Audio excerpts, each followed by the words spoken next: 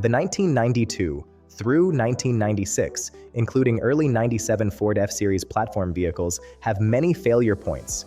In most cases, the transmission will begin shifting poorly caused by the PSOM. The PSOM, or Programmable Speed Output Module / Speedometer head, serves as a signal interrupt for transmission shifting, many times shifting from second to first gear without notice.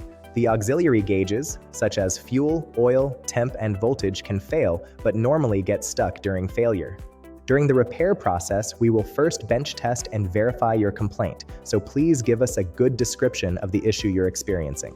During the repair service, we will repair all pertinent power supplies, gauge iOS, display issues, and replace backlighting bulbs if requested. We always make sure to address your concern first and call with any questions before repair. You can count on a quality repair and people you can speak with when you need questions answered.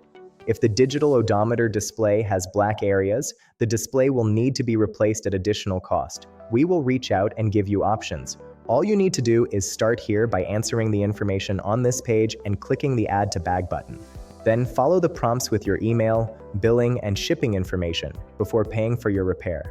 The website will charge you for the repair and return shipping of your part. Once you're done, just print your receipt and follow the instructions on the paper.